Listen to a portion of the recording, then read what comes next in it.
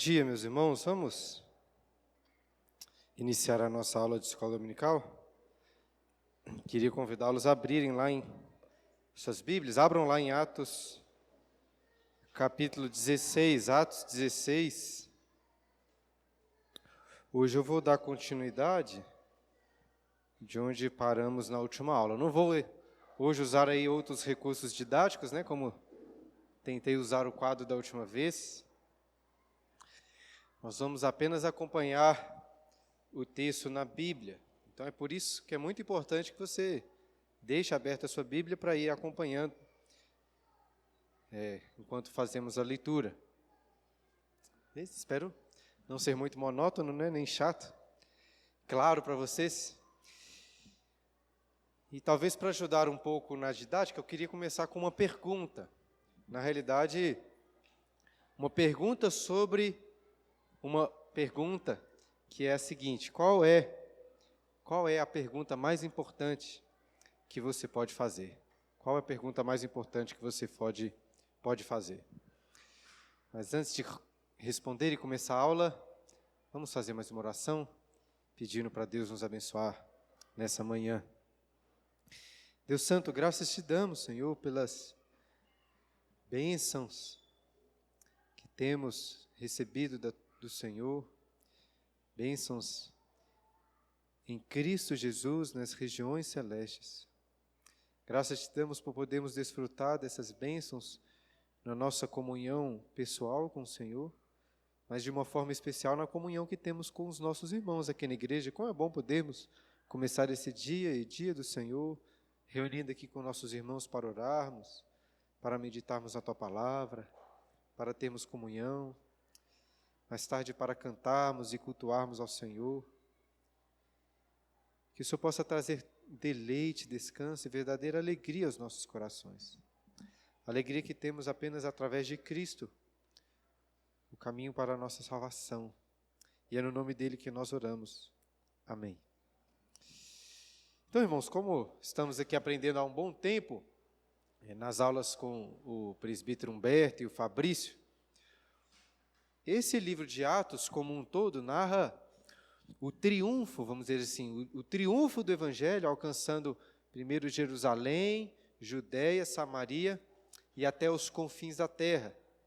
E apesar do livro de Atos ser conhecido como Atos dos Apóstolos, o grande protagonista do livro não é propriamente um apóstolo como Pedro ou como Paulo.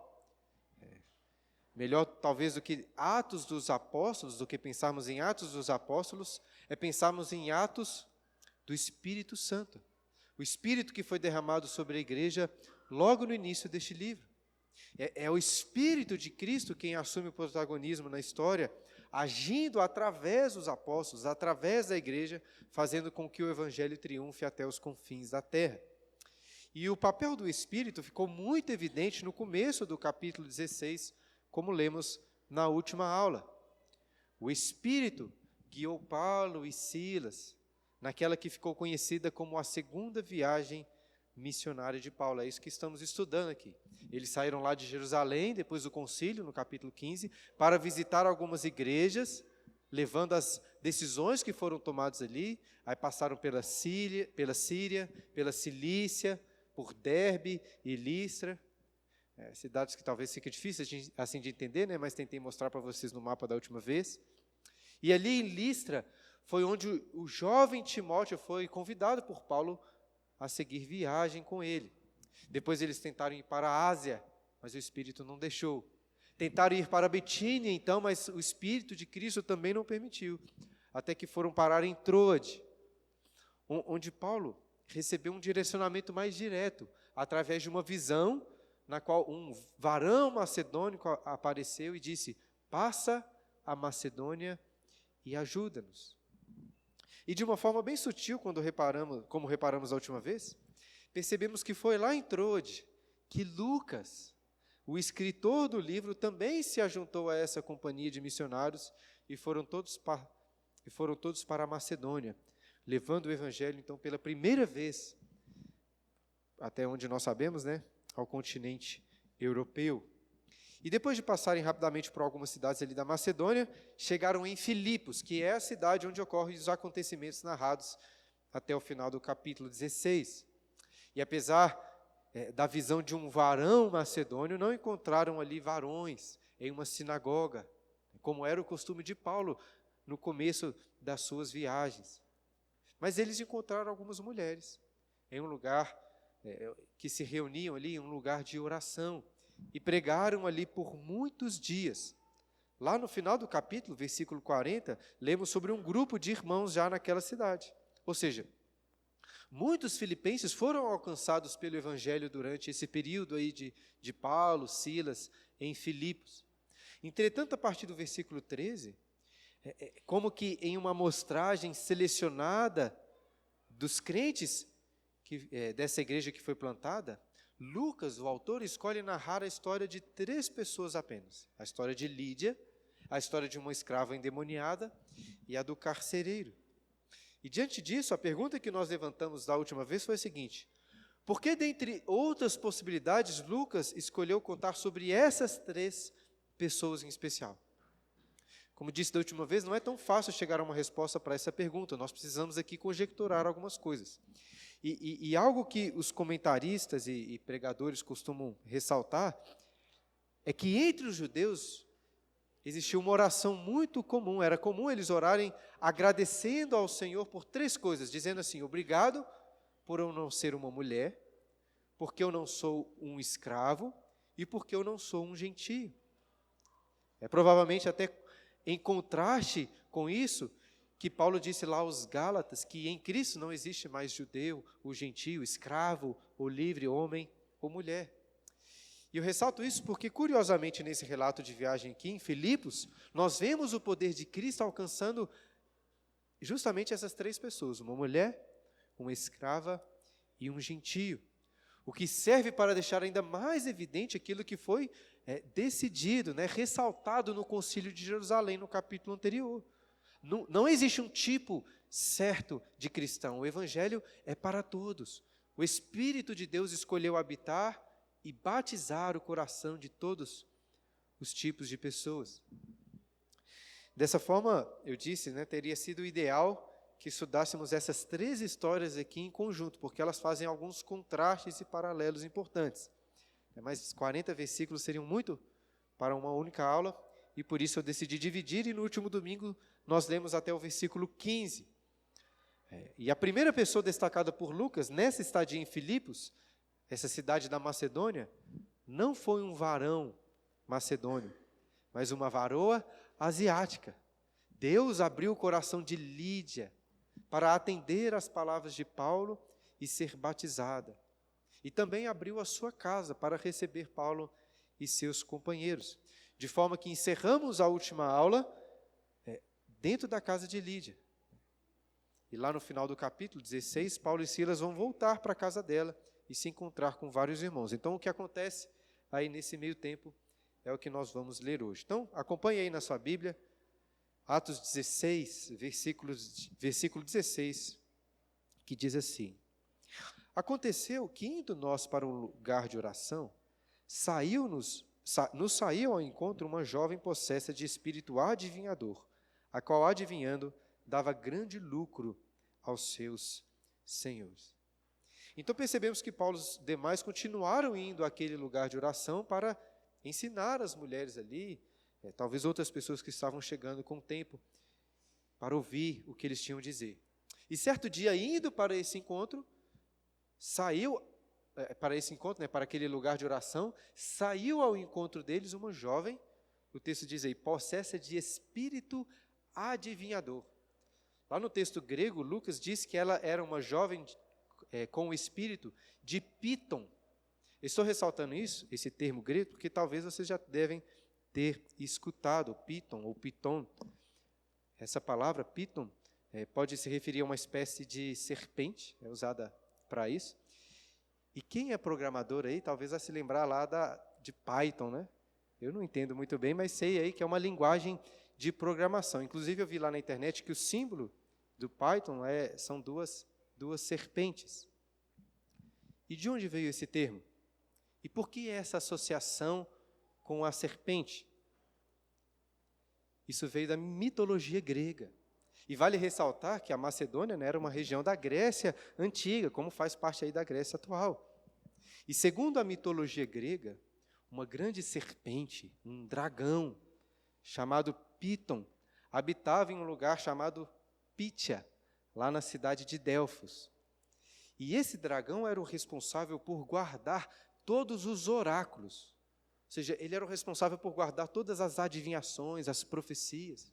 Até que um dia, o deus Apolo derrotou esse dragão e o poder dos oráculos passou a ser dele. De forma que muitos templos daquela região eram consagrados a Apolo, onde as pessoas iam até aquelas regiões, aqueles lugares, aqueles templos, para fazerem perguntas importantes sobre a vida deles, buscarem respostas sobre o futuro. E até tem uma história muito famosa de Sócrates, que foi até Pitonisa, oráculo de Delfos, porque essa havia dito que não havia homem mais sábio do que Sócrates entre todos. E eu estou contando essas coisas para mostrar que aqui em Atos 16, ao dizer que essa jovem escrava tinha o espírito de Piton, Lucas estava fazendo referência a essa antiga serpente, um dragão, derrotado por Apolo. E veja, o pessoal realmente acreditava nessas coisas. E, em certa medida, deveriam acreditar mesmo, porque essas coisas eram reais. Demônios são reais. E eles estavam por trás dessas adivinhações. Claro, não estou dizendo aqui que Apolo realmente foi lá, né, como contado pela mitologia grega, derrotou um dragão, né, a serpente de Delfos. Eu não estou dizendo, né, não sei se isso aconteceu, mas existe algo demoníaco e verdadeiro, real, por trás de tudo isso. Assim como existe isso nos nossos dias. Nem todas as previsões, as adivinhações que as pessoas fazem por aí são esquemas fraudulentos. Existem pessoas que realmente possuem contato com espíritos demoníacos, como era o caso dessa jovem. É claro que Satanás e os demônios não sabem de todas as coisas, nem podem dar todas as respostas e prever o futuro. Ainda assim são seres invisíveis, muito antigos e poderosos, que podem até com certa facilidade fazer várias adivinhações. E é através dessas adivinhações que essa jovem escrava conseguia dar grande lucro aos seus senhores, como o texto diz. Afinal de contas, assim como hoje, as pessoas estão sempre muito interessadas em receber respostas para as suas perguntas, respostas supostamente divinas, para as perguntas mais importantes. Mas o que Paulo tem a ver com essa jovem com o espírito de Piton ou de Piton? Será que ela tinha algum oráculo a dizer sobre ele? Olha o versículo 17. Seguindo a Paulo e a nós, clamava dizendo: estes homens são servos do Deus Altíssimo e vos anunciam o caminho da salvação. Olha só, parece que a princípio ela tinha algo muito bom e verdadeiro a dizer sobre eles. E no final das contas, os demônios, em boa medida, possuem de fato uma boa teologia. Eles sabem muitas coisas sobre Deus, muitas até melhores do que nós sabemos. O problema dos demônios não é de não crerem, de não conhecerem. O problema é que eles odeiam essas coisas, eles odeiam a Deus. E é por isso que nós devemos tomar tanto cuidado. Boa parte do que Satanás, do que demônios vão dizer e vão sugerir, é verdade. Mas é justamente ao misturarem a verdade com algumas mentiras que eles nos levam à ruína. Foi justamente isso que aconteceu lá no Éden. E eu acho que é por isso que, apesar das palavras verdadeiras dessa jovem aí de espírito de Piton, Paulo não estava nada satisfeito com ela, como lemos no versículo 18. Olha aí. Isto se repetia por muitos dias. Então Paulo, já indignado, voltando-se, disse ao espírito: em nome de Jesus Cristo, eu te mando, retira-te dela. E ele, na mesma hora, saiu. Então, todos os dias, no caminho para aquele lugar de oração, essa jovem aparecia, dizendo essas coisas. E por algum motivo, Paulo parece que tolerou essas distrações aí por alguns dias, por algum tempo. Alguém até poderia perguntar por que Paulo não expulsou esse espírito antes, desde a primeira vez. Eu fico pensando se não é porque talvez Paulo sabia que uma guerra espiritual contra demônios não é uma coisa tão simples assim de lidar como a gente vê aí na televisão, ou várias pessoas achando que as coisas são. Coisa perigosa. Provavelmente ele sabia que entraria em uma batalha difícil, como de fato vai acontecer. Porém, um dia, que ele já não estava suportando mais, ele ficou indignado com aquela situação. E em alguma medida até confortador para nós, né? Saber que Paulo também ficava muito irritado com as coisas. Inclusive, estava pensando, isso parece apontar um pouco a veracidade do relato. Porque pensa só, se alguém tivesse inventado essa história aqui, iria dizer assim, olha, Paulo, por muita compaixão, né, por amor e misericórdia, ele foi lá e expulsou aquele espírito para ajudar a mulher. Mas não, Paulo ficou indignado mesmo, como uma pessoa, como nós, e Lucas faz questão de registrar isso. É claro que isso não exclui a possibilidade de Paulo ter, de fato, se compadecido daquela jovem. Porque pelo que o texto diz, olha aí, a indignação de Paulo não era com a mulher propriamente, mas com o espírito dela. E assim, pela autoridade do nome de Jesus Cristo, Paulo ordenou que aquele espírito se retirasse e na mesma hora ele saiu. Porque Jesus, o nome que Paulo usou de autoridade, é o Senhor sobre todos os senhores e até sobre os demônios. Assim como aquela jovem, todos nós temos, por natureza, senhores que nos escravizam, a quem nós entregamos no nosso tempo, entregamos nossos bens. E como essa jovem escrava, nós também precisamos de alguém que nos liberte deste mal dentro de nós, dos nossos falsos senhores. Nós precisamos que o verdadeiro Senhor, o Senhor Jesus, tome a nossa vida. Eu não sei dizer se essa jovem foi salva por Cristo, verdadeiramente, mas eu espero que sim. Eu digo que não sei porque Lucas não fala que ela creu e que ela foi batizada, como falou de Lídia, como vai falar ainda sobre o carcereiro nesse capítulo. Então, como ele não diz isso, enquanto diz dos demais, pode ser que ela não tenha sido salva mesmo. Ou então, considerando que essa história está inserida bem aí no meio dessas outras duas, pode ser que Lucas queria deixar para nós implícitos que essa jovem não foi apenas liberta do espírito aí de demoníaco, né, de Python, como foi resgatada pelo verdadeiro Senhor, aquele que destruiu o poder da serpente. Não dá para saber ao certo, mas eu pelo menos gosto dessa ideia, de imaginar que como aqueles senhores, os senhores da jovem escrava, não teriam mais uso para ela, já que ela não faria mais as suas adivinhações, a igreja que estava crescendo naquela cidade a amparou. Eu não sei.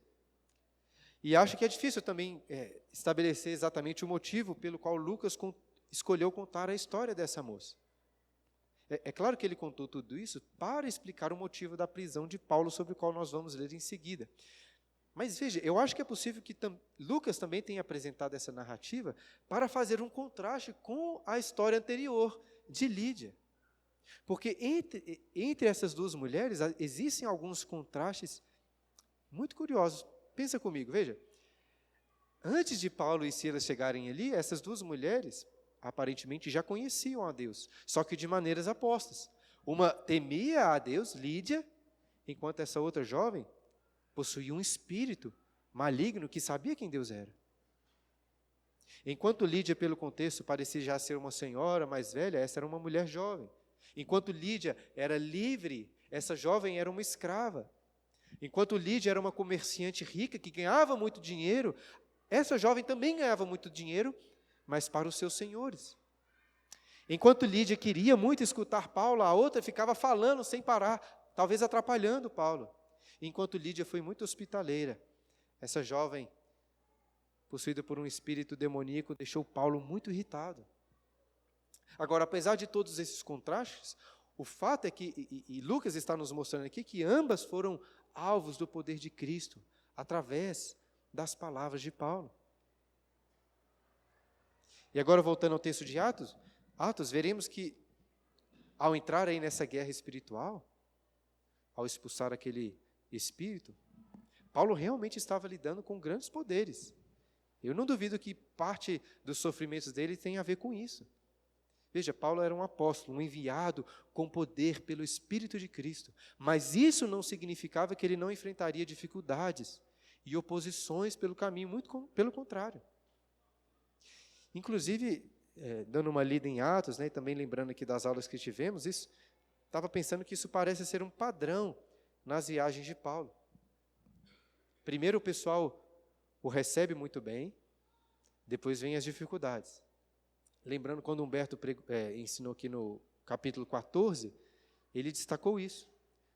Lá, primeiro o pessoal queria até adorar Paulo, capítulo 14, queriam oferecer sacrifícios a ele. Aí passa pouco tempo, essas mesmas pessoas estavam apedrejando Paulo. Creio que ele estava seguindo aqui os passos do seu Senhor Jesus. Lembra de Jesus que entrou em Jerusalém com multidões, estendendo as suas vestes e cantando pelo caminho, Hosana, bendito o reino que vem, o reino de Davi, nosso pai, Hosana, nas maiores alturas. Aí pouco tempo depois, muitas dessas mesmas pessoas estavam lá gritando, crucificam, crucificam. Isso que aconteceu com Paulo aqui, e hoje estamos lendo sobre as tribulações que ele estava sofrendo pelo nome de Cristo. Olha o versículo 19. Vendo os seus senhores que se lhe desfizera a esperança do lucro, agarrando em Paulo e Silas, os arrastaram para a praça à presença das autoridades. Um detalhe curioso é que a nossa tradução usa aí o verbo desfizera, lhes desfizera a esperança do lucro. Mas Lucas usou exatamente o mesmo verbo do versículo anterior, quando Paulo ordenou ao Espírito, retira-te dela. Foi retirado deles, então, o lucro. Contextualizando, é como se Lucas estivesse dizendo que a esperança do lucro foi exorcizada daqueles homens, expulso como um demônio daqueles homens. E eles, por isso, ficaram furiosos, versículo 20. E levando-o aos pretores, disseram, estes homens, sendo judeus, perturbam a nossa cidade, propagando costumes que não podemos receber nem praticar, porque somos romanos. Então levam aos pretores, que eram as autoridades ali na cidade, e reclamam com eles. E veja, nós não precisamos de ser profeta como Lucas, nem de receber um espírito de Python, para saber que o problema desses homens não era propriamente com a perturbação da cidade, ou com os costumes que Paulo estava ensinando. O problema deles era qual? Era o dinheiro. Eles perderam a fonte de lucro deles, por isso que estavam reclamando. Apesar de serem senhores, com muito dinheiro, na realidade eles eram escravos, e o dinheiro era o senhor deles. Mas ao invés de reconhecerem isso, usaram uma desculpa, dizendo que Paulo estava perturbando as coisas, e ensinando costumes e práticas que eles, como romanos, não poderiam receber. E esse é um detalhe importante, porque, apesar deles não saberem disso ainda, o próprio apóstolo Paulo era cidadão romano. Inclusive, esse vai ser um ponto importante lá no final do capítulo. Mas não tem dessa, de que os romanos não podem receber nem praticar o que Paulo estava pregando. O poder de Cristo, através de Paulo, estava derrotando os demônios, os poderes espirituais do mal, que enganavam aquelas nações, que enganavam Roma. Não tem dessa mais. Esse capítulo, como o restante do livro de Atos, também está mostrando o poder de Cristo sobre as nações, que os libertou de poderes malignos, e mostrando que o Evangelho agora é o poder para salvar, para libertar todos, inclusive romanos. Não tem dessa, então. Este é um poder soberano. O que não significa que não é um poder que não receberá, ou não vai encontrar oposição. Inclusive, a oposição veio bem forte contra Paulo e Silas, versículo 22. Levantou-se a multidão unida contra eles. Olha o pessoal aqui, unido contra eles, e os pretores, as autoridades, rasgando-lhes as vestes, mandaram açoitá-los com varas. Pelo que nós lemos em seguida, parece que Timóteo e Lucas ficaram fora aqui dessa grande humilhação, desses sofrimentos.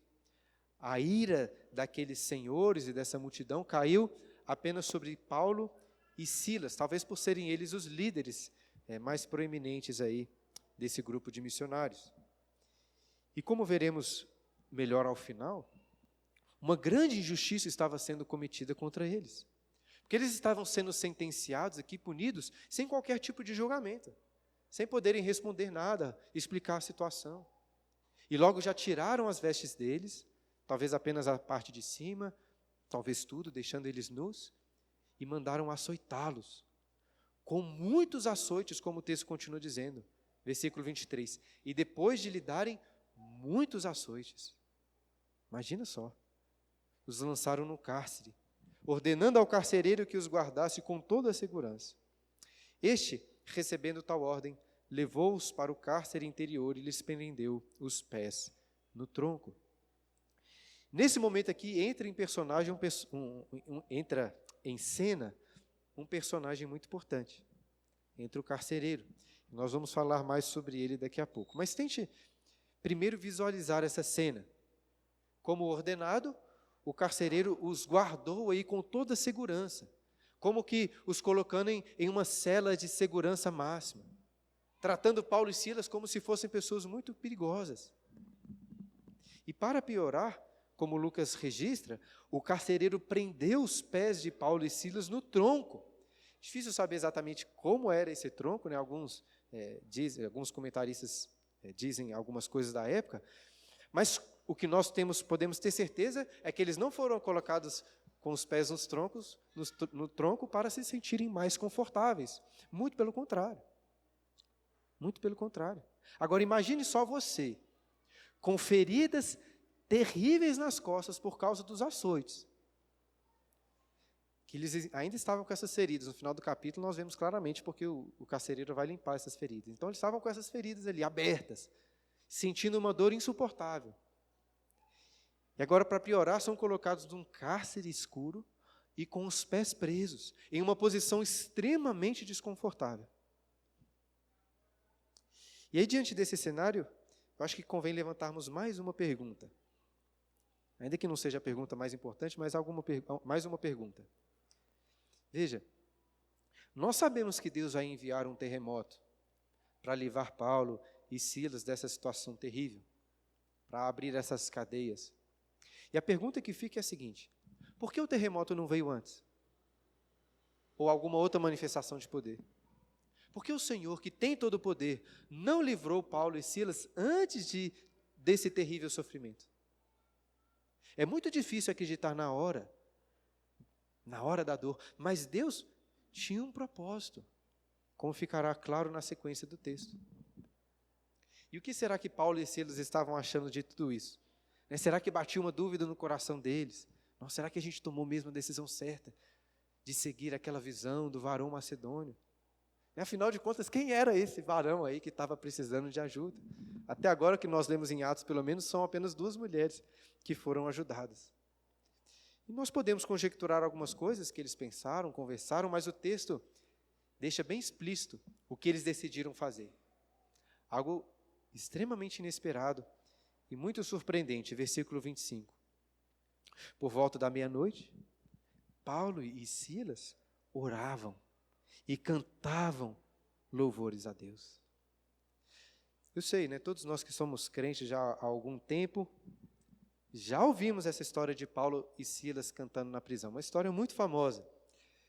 E eu acho que isso nos coloca aqui em risco de não considerar, de fato, quão surpreendente é essa situação.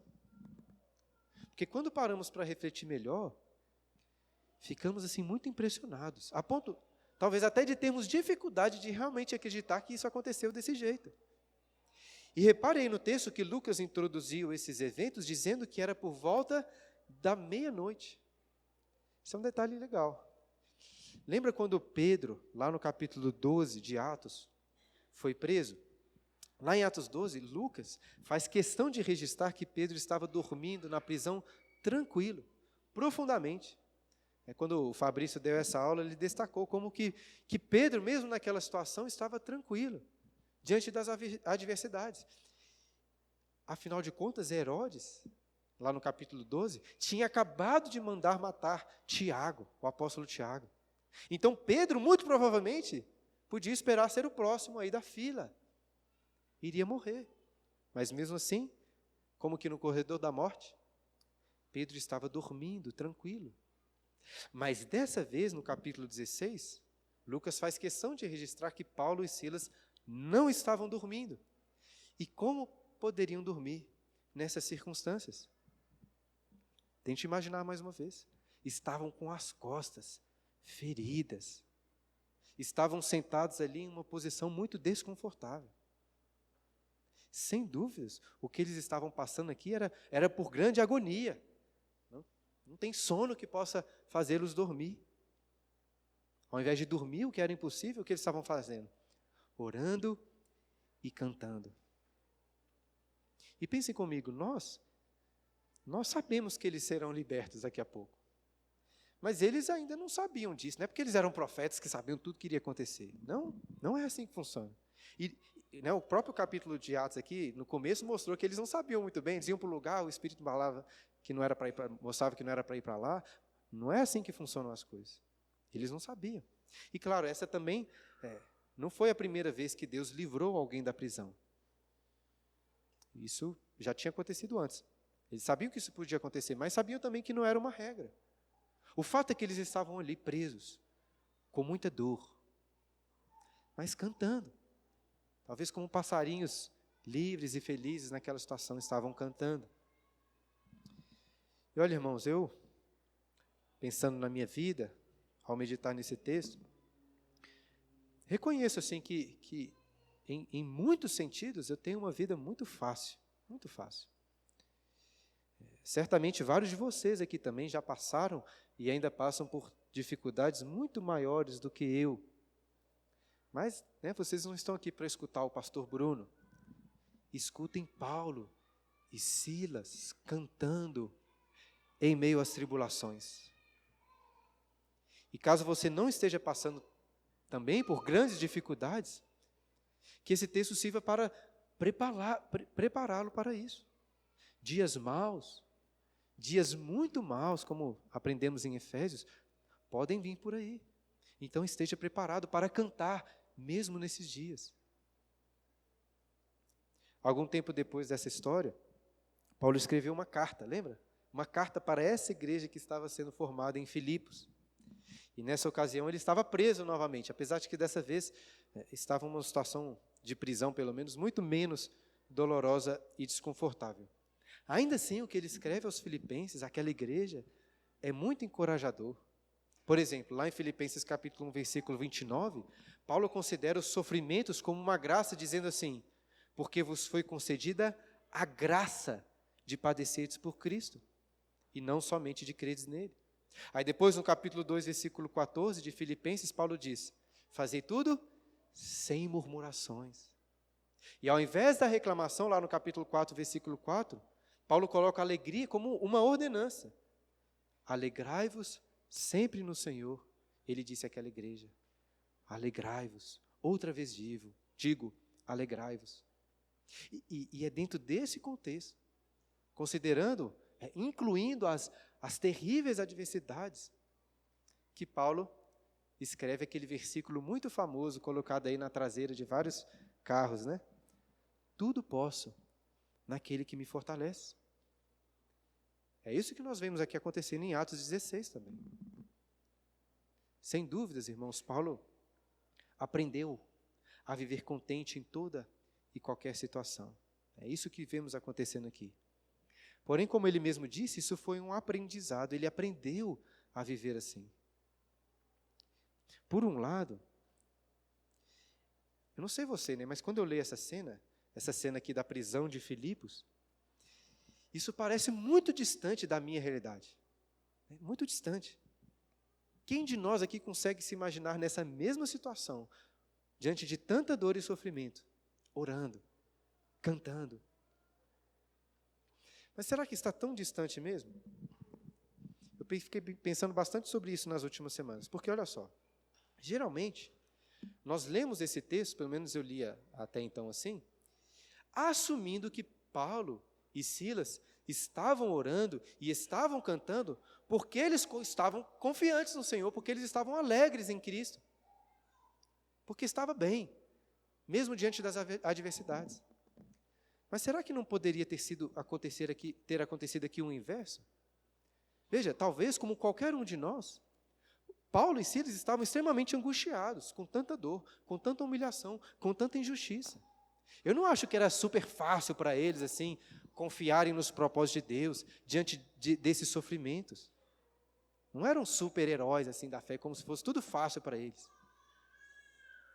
E é por isso que eu acho que, em alguma medida pelo menos, eles não cantaram simplesmente porque já confiavam no Senhor e estavam contentes no Senhor. Eles cantaram para que pudessem confiar no Senhor, para que pudessem ficar contentes. Percebem aí a diferença? Você não ora só quando está tudo bem, é? É assim? Pelo contrário, né? Geralmente a gente ora mais justamente nos momentos de dor e sofrimento. E eu creio que o mesmo se aplica às músicas, à canção. Porque geralmente nós pensamos em cantar como um resultado de estarmos alegres, de estarmos contentes no Senhor. E isso é verdade. Porém, a música pode ser muito bem, né, assim como a oração, um meio, um instrumento para ficarmos alegres. Entenderam a diferença? Eu vou falar mais sobre isso hoje à noite, quando Paulo diz aos Efésios que ao cantarmos, entoarmos hinos de louvor ao Senhor, nós somos enchidos do Espírito. Portanto, meu irmão, quando você estiver sofrendo, sem nenhuma vontade de cantar, fica a dica, né? Essa é a ótima hora para você cantar. Ficou desempregado, ficou doente, de luto, brigou com a esposa, tudo ruim acontecendo. O que fazer? Orar? Acho que muitas vezes você ora mesmo, é comum, né? Mas a dica, acho que especial aqui, pelo menos para mim, é, além de orar, faça como Paulo e Silas, cante. Porque o louvor ao Senhor fará com que o seu coração, mesmo em situações difíceis, fique mais tranquilo, fique mais em paz. Eu sei que a gente canta, né, assim, na igreja, canta nos nossos cultos domésticos, mas estou falando de você cantar, assim como você ora na sua devocional pessoal. Fazer isso uma coisa mais regular na sua vida. E quem sabe esse louvor também não pode servir de testemunho para outras pessoas. Olha aí o que o versículo 25 termina dizendo. Por volta da meia-noite, como lemos, Paulo e Silas oravam e cantavam louvores a Deus, e os demais companheiros de prisão escutavam. Agora tente novamente imaginar essa cena, que deve ter sido a coisa mais estranha que aqueles prisioneiros escutaram na vida deles. Eu suponho que muitos desses presos, diferente de Paulo e Silas, talvez todos eles, eram realmente criminosos perigosos, pessoas cruéis. Mas Deus colocou Paulo e Silas ali junto deles para cantarem e darem um belo testemunho. Nós também vivemos em um mundo cruel. Será que o que as pessoas nos escutam? O que será que as pessoas nos escutam saindo da nossa boca?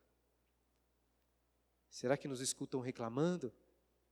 Ou será que o mundo tem escutado hinos de louvor ao Senhor, mesmo em meio às adversidades?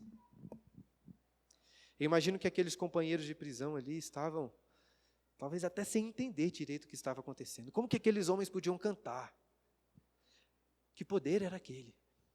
Até que, de repente, versículo 26, de repente, sobreveio tamanho terremoto. Lucas literalmente diz aqui, um mega terremoto, que sacudiu os alicerces da prisão. Abriram-se todas as portas e soltaram-se as cadeias de todos. Então, toda a prisão foi sacudida ali, as barras das portas soltaram, as cadeias, né, os grilhões provavelmente presos nas paredes, foram soltos. E um parênteses aqui, né, que bela figura do poder do Evangelho, não é não? Soltaram as cadeias. Nós não sabemos o que aconteceu com os demais prisioneiros. Eu, pelo menos, não duvido que tenham se soltado as cadeias do coração de alguns deles também. Talvez muitos. Lucas não conta a história de todo mundo. Não é esse o propósito do livro. Mas ele conta a história do carcereiro, versículo 27. O carcereiro despertou do sono. Essa é uma informação muito importante. Que veja, a casa do carcereiro devia ficar bem próximo, até em cima ali desse cárcere. De forma que o terremoto naturalmente o fez despertar do sono. E que coisa, não? Paulo e Silas não conseguiam dormir. Não tinha como, mas Lucas fez questão de destacar que o carcereiro estava como? Ele estava dormindo. Por quê? Vamos mais uma vez tentar aqui meditar, imaginar essa situação. Aquele carcereiro recebeu Paulo e Silas em sua cadeia. Sem dúvidas, ele viu que aqueles homens estavam extremamente feridos, depois de muitos açoites. E o que o carcereiro fez? Prendeu aqueles homens com os pés no tronco. Agora eu pergunto, será que você iria conseguir dormir tranquilo após prender os pés de pessoas assim, em grande sofrimento, deixando eles ali numa agonia terrível, com as costas feridas, rasgadas, sujas? Veja, não é só porque ele foi mandado fazer aquilo, né? Os soldados, os pretores da cidade mandaram ele prender que isso se justifica, né? Senão várias pessoas aí que fizeram atrocidades no nazismo seriam justificadas só porque foram mandadas fazer. Não é assim que funcionam as coisas. E olha, a gente pode imaginar aqui, até pelo contexto, que esse carcereiro era um pai de família, né? Com esposa, com filhos, né? Como somos presbiterianos, dá até para imaginar que ele tinha filhos pequenos, né? Crianças lá na sua casa. Mas ele devia ser uma pessoa uma pessoa normal, uma pessoa respeitada na rua, na sociedade. Tem até um livro muito famoso da Hannah Arendt que chama A Banalidade do Mal, que ela descreve um pouco disso, né? Ela cita o caso lá do Eichmann, Adolf Eichmann, que era uma pessoa lá no nazismo, que ele só fez isso, né? Era uma pessoa que obedecia a ordens, só que fez coisas muito cruéis. E uma das coisas que ela descreve é isso, né? Olha, aquela pessoa era uma pessoa comum, você olha para ele ali, parecia uma pessoa comum, não parecia um monstro, mas mesmo assim estava fazendo coisas terríveis. É claro que existem proporções distintas no que aconteceu lá no nazismo e o que aconteceu aqui com Paulo e Silas. Mas entenda o que eu quero dizer. Esse carcereiro era um homem cruel, assim. Como que você dorme tranquilo sabendo disso, sabe? Vendo aquelas pessoas sofrendo, prendendo os pés dela lá, como que deixando eles em uma tortura terrível. Estava dormindo. Mas agora não podia dormir mais. Olha o versículo 27. O carcereiro despertou do sono e, vendo abertas as portas do cárcere, puxando a espada, ia suicidar-se, supondo que os presos tivessem fugido. Então ele ia tirar a sua vida. Talvez com medo do castigo aí. Lá em Atos 12, é dito que Herodes castigou os sentinelas depois que descobriu que Pedro tinha sido solto da prisão. Ele devia estar com medo de ser castigado por causa disso. Agora que as cadeias abriram, é óbvio que todo mundo fugiu. E aí ele pegou uma espada. Estava prestes a tirar a sua vida quando Paulo interrompeu, versículo 28. Mas Paulo bradou em alta voz. Talvez de longe ele gritou: não te faças nenhum mal, que todos aqui estamos. Então algo muito extraordinário aconteceu. Talvez mais extraordinário do que aquele terremoto abrindo as cadeias. Aconteceu o quê? Nenhum daqueles prisioneiros fugiu. Isso é muito impressionante. Agora, se ninguém fugiu, e se esse terremoto não tinha o objetivo de libertar Paulo e Silas, qual foi o propósito de Deus com esse terremoto? Mais do que quebrar as cadeias da prisão, aquele terremoto tinha como propósito quebrar os grilhões do coração daquele carcereiro. Ele estava em trevas, como muito bem ilustrado aí no versículo 29. Versículo 29, então o carcereiro, tendo pedido uma luz. Eu sei que ele pediu uma luz de fato, né? Devia estar tudo escuro, mas não dá para não perceber. Acho que até uma habilidade de Lucas, é que ele pediu uma luz. Que belíssima frase, né? Tendo pedido uma luz, versículo 29, entrou precipitadamente e trêmulo prostrou-se diante de Paulo e Silas. Mais uma vez, que figura, né? Imagina essa cena aqui, deste homem tremendo, de joelhos, né? Como se aquele terremoto tivesse feito os seus joelhos se dobrarem, até o seu coração se dobrar. Versículo 30. Depois, trazendo-os para fora, disse: Senhores, que devo fazer para que seja salvo? Agora, imagine você nessa situação do carcereiro, com tantas coisas diferentes acontecendo, qual pergunta viria à sua mente? Pergunta assim: não, que terremoto que foi esse? O que está acontecendo? Ou por que vocês não fugiram? Como assim? Mas ao invés ele pergunta: Senhores, que devo fazer para que seja salvo? Por que essa pergunta dentre várias outras? E veja, de alguma forma, que a gente não sabe exatamente como, esse carcereiro já tinha ouvido falar alguma coisa sobre salvação, que ele está perguntando sobre isso. Será que ele também escutou Paulo e Silas cantando? Pode ser, mas pode ser que não, né? Ele estava dormindo. Mas muito provavelmente, imagino eu, ele já tinha escutado aquela jovem, lembra a jovem? Que ela todos os dias estava proclamando? Lembra o que ela diz? Olha no versículo 17 aí. Estes homens são servos do Deus Altíssimo e vos anunciam o caminho da salvação. E se isso de fato aconteceu, essa conjectura, né, perceba como até os demônios foram usados aí por Deus. E agora aquele carcereiro percebeu sua condição de miséria. Precisava ser salvo e perguntou: o que devo fazer para ser salvo? E o que ele poderia fazer? Ser um bom carcereiro a partir de agora? Tratar melhor as pessoas? Não. Paulo e Silas respondem ele aí com um dos melhores resumos do Evangelho, versículo 31. Responderam-lhe: crê no Senhor Jesus e serás salvo, tu e tua casa. Crê. É como nós aprendemos em Efésios, né? Porque pela graça sois salvos mediante a fé. E isso não vem de vós, é dom de Deus, não é por obras. Não é o que ele tem que fazer, mas por fé, pela graça somente em Jesus. E algo curioso, o carcereiro fez a pergunta na primeira pessoa do singular. O que eu devo fazer para ser salvo? Mas a resposta não foi só para ele, né? Olha aí. O que Paulo diz e Silas? Crê no Senhor Jesus e serás salvo, tu e tua casa. Por quê? Tu e tua casa. Eu já falei sobre isso da última vez, quando tratamos sobre a casa de Lídia. Destacando que Lucas faz questão de registrar aí nesse livro famílias inteiras se convertendo ao Senhor. E por que essa ênfase? Como expliquei, né, ainda que o Evangelho alcance indivíduos, acredito que Lucas quer registrar no seu livro o poder de Deus para salvar famílias inteiras, casas inteiras. E no final das contas, Deus está criando aqui uma igreja em Filipos, com algumas casas, com algumas famílias. E além da versão resumida aí do Evangelho que foi apresentada, Paulo e Silas continuam explicando melhor a palavra de Deus para o carcereiro e para todos de sua casa. Versículo 32. E lhe pregaram a palavra de Deus e a todos os de sua casa. Agora, onde que isso aí aconteceu? Pergunto onde, porque depois o carcereiro vai chamar Paulo para ir para a casa dele. Então, ele não estava na casa do carcereiro ainda. Porque eu imagino que aconteceu o seguinte, a casa do carcereiro ficava perto, né, como já falamos. Então, provavelmente, após aquele terremoto, a família dele toda acordou e seguiu o carcereiro. Até fica mais fácil entender aqui por que Paulo e Silas se dirigiram a ele, dizendo assim, tu e tua casa, porque eles deviam estar lá.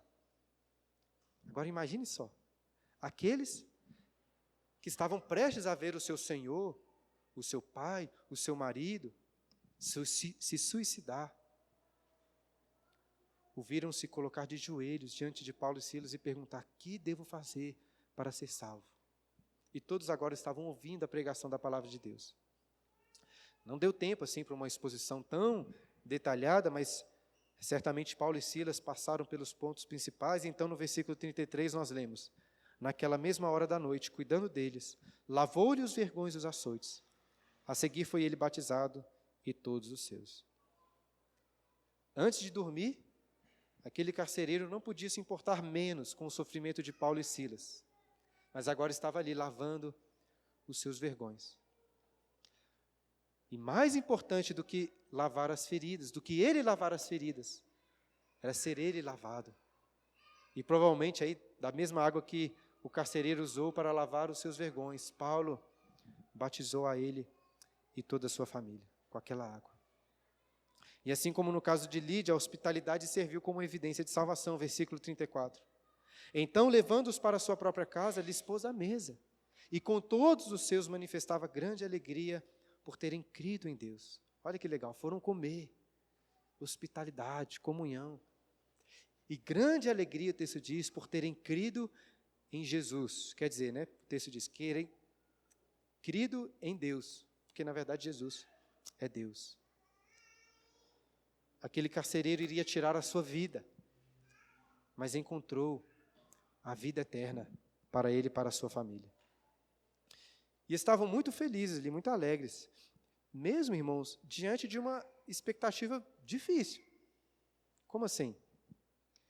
Eu imagino que naquela refeição estavam pensando, agora, o que nós vamos fazer com esses presos aqui? Será que o carcereiro de fato ia ser castigado? Será que Paulo teria que voltar para a prisão? Eu não sei o que eles conversaram, mas eu imagino até Paulo e Silas consolando ele, dizendo assim, fique tranquilo, espera o amanhecer. Versículo 35. Quando amanheceu, os pretores enviaram oficiais de justiça com a seguinte ordem, põe aqueles homens em liberdade. Então o carcereiro comunicou a Paulo essas palavras. Os pretores ordenaram que fossem expostos em liberdade. Agora, pois, saí e inde em paz. Então, as autoridades voltaram atrás na prisão. Por quê?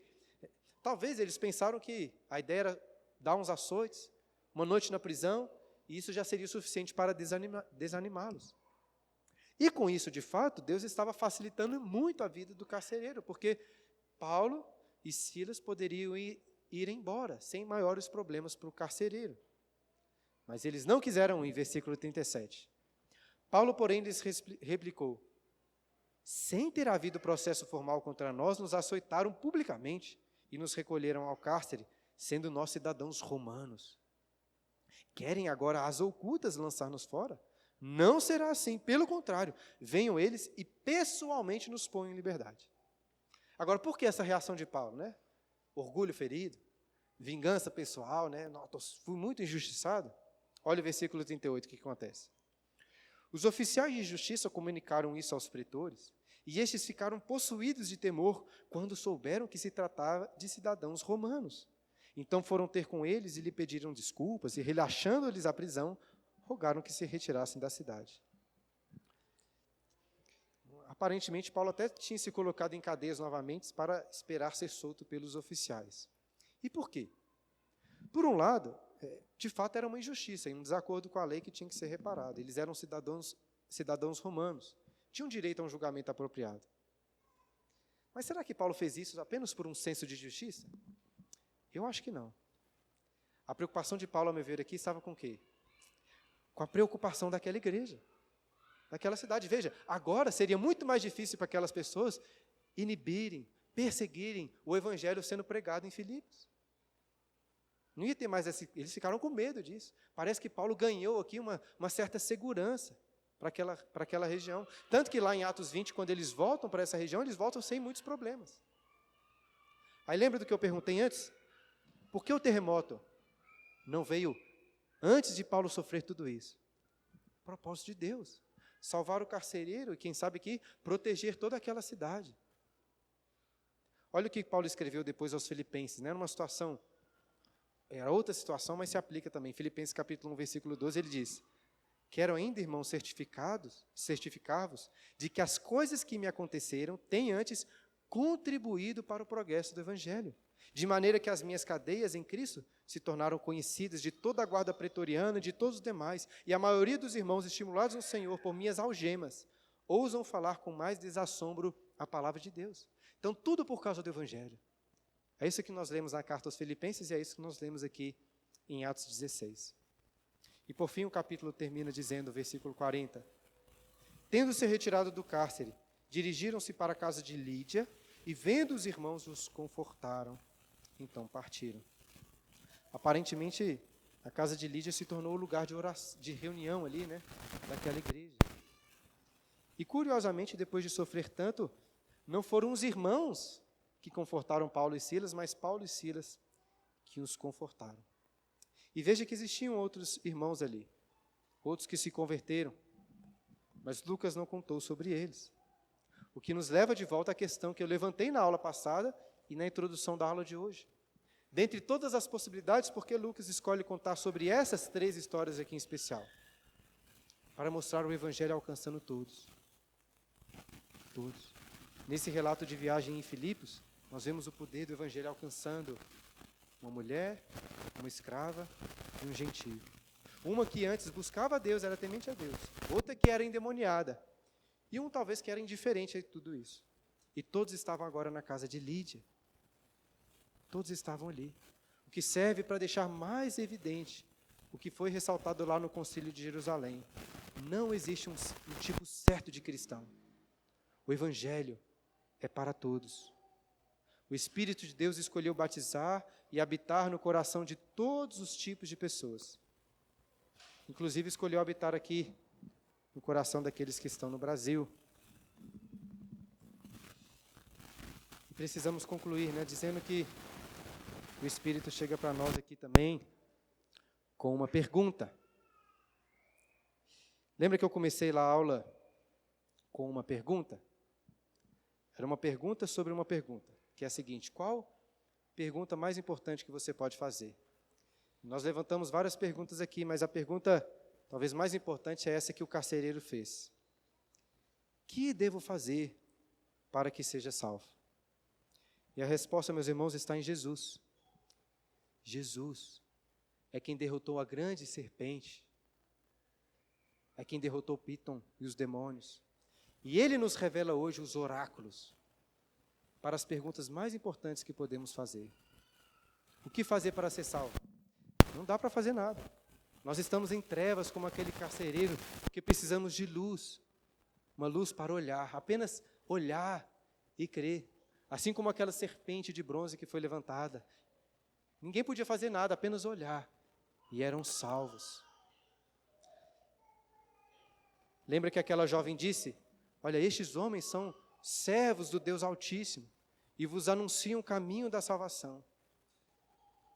Apesar de odiarem, os demônios dizem a verdade. Porque Jesus é o Deus Altíssimo que veio até nós, não apenas para anunciar o caminho da salvação, mas para ser Ele mesmo este caminho de salvação. Ele sofreu as cadeias do inferno em nosso favor. Multidões também açoitaram Jesus, humilharam Jesus, como fizeram com Silas e Paulo. A diferença é que não houve fim. A espada da ira de Deus foi levantada contra ele, mas ninguém interrompeu. Não houve ninguém para impedir. E quando Jesus morreu, Mateus conta que também houve um grande terremoto. E ali não foram cadeias que se abriram, mas os próprios sepulcros.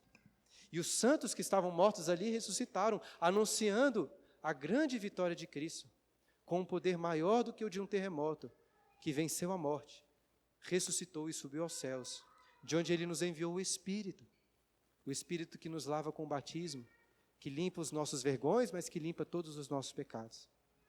E assim como Lídia, aquele carcereiro, Jesus, pelo seu Espírito, nos convida pela sua casa, para se assentar com Ele, para comer com Ele. Essa, irmãos, é uma mensagem de grande alegria para você e para toda a sua casa. Em que possamos crer e pregar esse Evangelho a outros também, porque Cristo, assim como em Filipos, nos tem dado muita liberdade em nossa cidade, para pregarmos e para podermos cultuar ao nosso Senhor. Graças a Deus por isso. 11:09, assim como na última aula, estou desacostumado aqui com o tempo das aulas, né, Humberto? Sobrou 1 minuto aí para perguntas e respostas. Alguém gostaria de fazer uma pergunta, irmãos? 1 ou 2 aí no máximo. As crianças já estão aí, mas acho que dá, se alguém quiser. Não se constrange. Alguém? Quer fazer alguma pergunta sobre Atos 16? Não? Ou Gustavo aqui?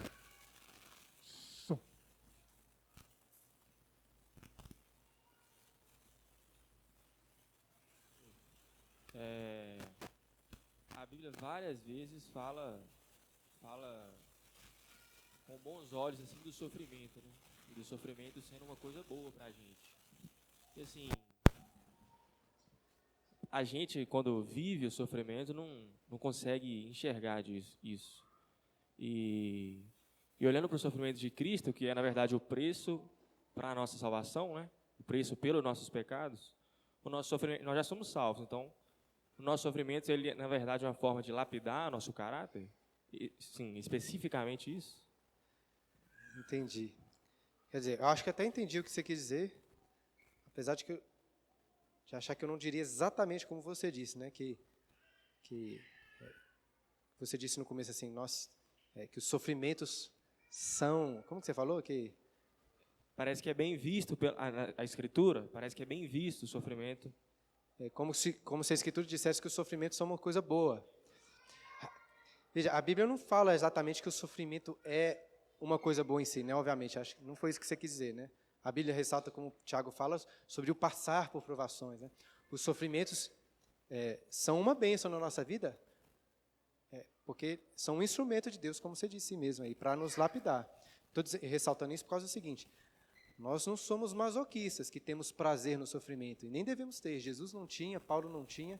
Não existe bem. Sofrimento é fruto do pecado, é uma coisa que traz tristeza para nós e traz tristeza para Deus também. O sofrimento não é uma coisa boa, assim como a morte não é uma coisa boa. Ainda assim, Deus escolheu que através do sofrimento e da morte nós pudéssemos ser salvos.